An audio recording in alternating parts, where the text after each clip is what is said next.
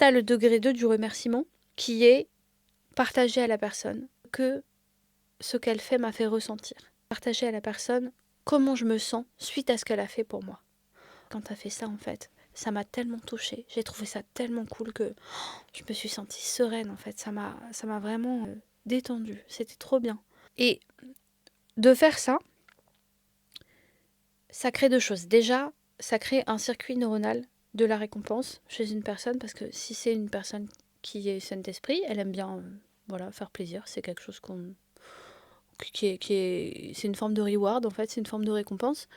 Et ça active, deuxième chose, ça active un schéma neuronal de la récompense. Donc pour habituer les gens à faire quelque chose qui me fait kiffer et qu'ils le fassent de manière un peu spontanée, je leur dis merci. Soit en leur disant merci, si je suis en énergie basse ou j'ai pas trop de temps, ou voilà, c'est mon minimum. Soit en leur partageant comment je me sens suite à ce qu'ils ont fait.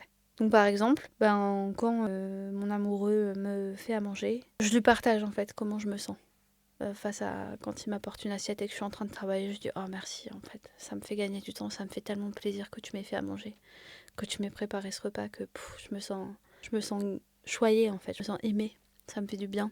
Et de lui partager ça, ça crée trois choses. Déjà, ça crée ce schéma neuronal dans sa tête de ok, elle se sent bien quand je fais ça. Donc moi j'ai envie qu'elle se sente bien parce que je l'apprécie et je l'aime. Donc je vais faire ça plus souvent parce que je sais que c'est un truc qui fonctionne, parce qu'elle me l'a montré en fait, parce que c'est visible. Déjà première chose.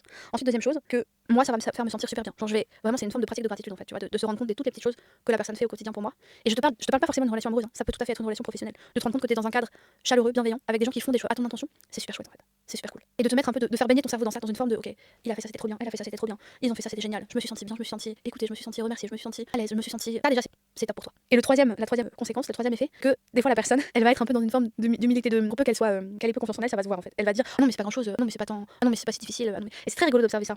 Et moi, en général, quand j'observe ça, je dis à la personne non, mais vraiment, c'est sincère, genre, je suis pas en train de surjouer quelque chose que je ressens pas. C'est vraiment, j'ai kiffé que tu fasses ça pour moi, vraiment. Peut-être c'est pas grand chose pour toi, mais pour moi, ça a vraiment de la valeur, donc trop cool quoi. Et j'ai envie de boucler là-dessus parce que quand on signifie comme ça, en fait, quelque chose qui marche très bien avec des personnes qui ont reçu une éducation de petits garçons, parce que en fait, les petits garçons dans leur enfance, ils ont pas tant l'habitude qu'on leur fasse savoir quand ils font un truc bien.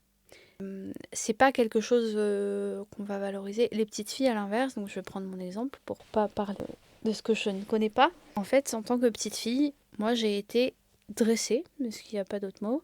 J'ai été élevée, savoir quand je faisais quelque chose de bien. Et par exemple, quand j'avais 7 ans, ma grand-mère m'a appris à nettoyer une table avec une éponge. Elle m'a expliqué qu'il fallait quadriller la table visuellement et laver chaque section de la table. C'est quelque chose qu'elle n'a jamais dit à mes frères. J'ai 2 petits frères. Elle ne leur a jamais dit. Et alors on peut partir dans le débat de oui, ça s'est pas présenté, elle était pas souvent là, peu importe. Moi j'ai reçu ça, eux ne l'ont pas reçu. Et je pense que c'est loin d'être anodin. De la même façon, j'étais une des seules personnes à plier le linge pour ma mère, à plier les draps avec ma mère, à passer la serpillière de temps en temps. Pas très souvent, mais quand même. Et j'étais remerciée pour ça. J'étais valorisée pour ça. Là où mes frères ne recevaient pas du tout cette valorisation. En fait, moi, je recevais comme ça des petites mini-récompenses de valorisation, de micro-valorisation, quand je faisais quelque chose autour de la domesticité, tu vois, autour des tâches ménagères. En fait, j'ai eu, en tant que petite fille, ces schémas neuronaux qui ont été activés de multiples fois.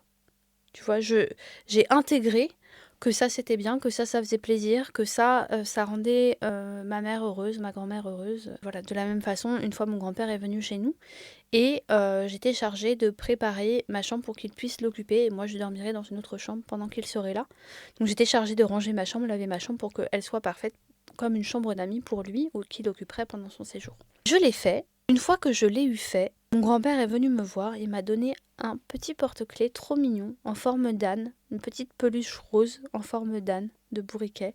Et j'ai clairement eu un circuit de la récompense. Je me suis dit ok, donc en fait c'est bien de ranger parce que je suis récompensée.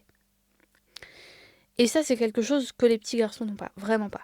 Genre, c'est un peu la carotte et le bâton, hein. On a soit des remerciements, des mini-valorisations, des mini-récompenses quand on fait quelque chose de bien qui aide, qui est utile, pour la maison, pour voilà, ou pour le soin des autres. Et quand on ne le fait pas, on est puni, entre guillemets, on est dévalorisé ou reproché, ou voilà.